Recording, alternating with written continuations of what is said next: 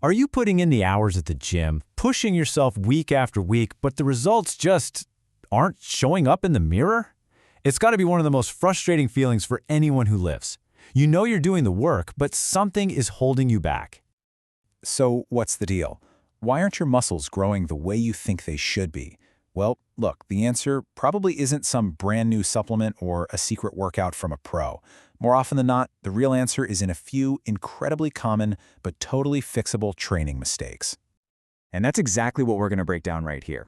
We're going to uncover the 10 biggest science-backed reasons you've hit a wall. And more importantly, we're giving you the clear, actionable fixes to smash right through it.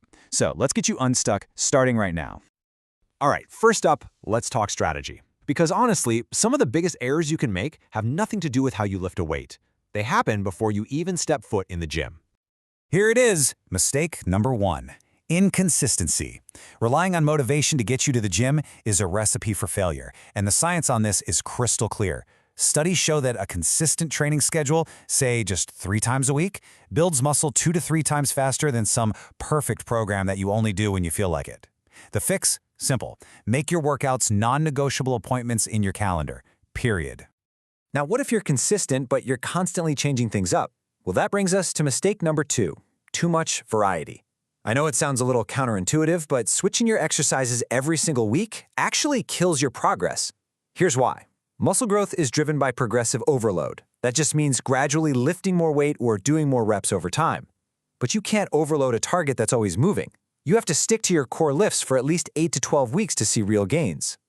Which brings us to our third strategic mistake, not tracking your progress. If you're not writing down your lifts, you're just guessing. You're flying blind. And this isn't a small thing. We're talking about lifters who don't log their workouts, seeing up to 60% less progress.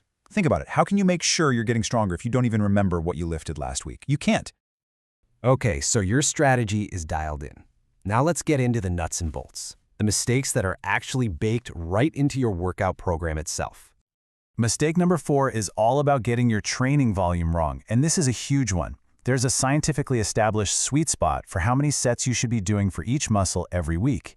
And most people are on one of 2 extremes. They're either doing way too little to even stimulate growth, or they're doing so much that their body just can't recover. You need to find where you fall on this chart and build your program around that. Next up, number 5, poor exercise choice. So, are you an all compounds all the time person or an only isolation moves person? The truth is, you need both. Compound lifts, your squats, your bench press, your rows, they're incredible for building a strong foundation. But isolation lifts, like bicep curls, that's how you add the targeted volume you need to really make a specific muscle pop. The best programs always blend the two. Now get this, you might be leaving massive progress on the table between your sets.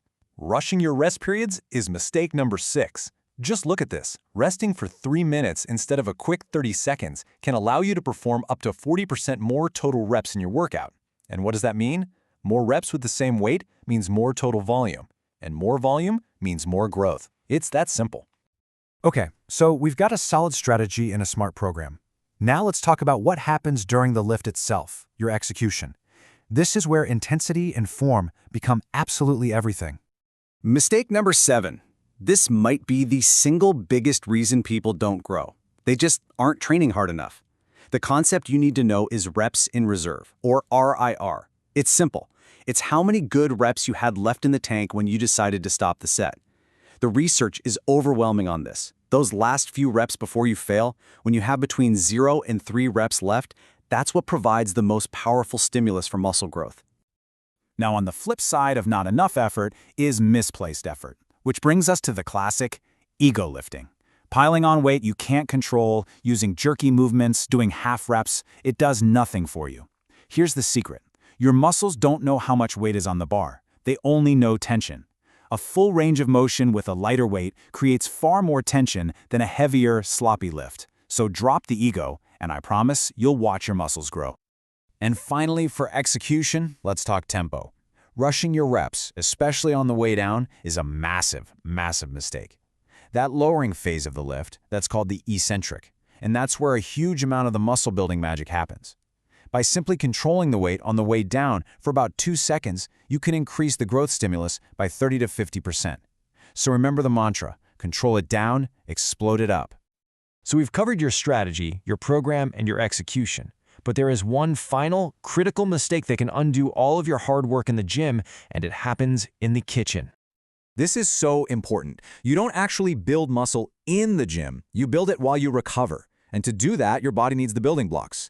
Mistake number 10 is not eating for growth. The research consistently points to an optimal protein intake right here between 1.6 and 2.2 grams per kilogram of your body weight. On top of that, you need to be in a small calorie surplus. Without those two things, your body simply doesn't have the raw materials to repair and build new muscle. So there you have it. You can forget the complicated supplements and the secret workouts. This right here, this is your new checklist for growth. Train with real, honest effort. Track your numbers. Master your form. Fuel your body. And above all, be relentlessly consistent.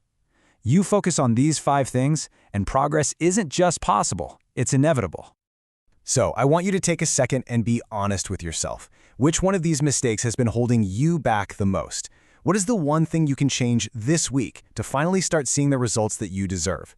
The first step to breaking through a plateau is knowing exactly where the wall is. Now you do. Go get it.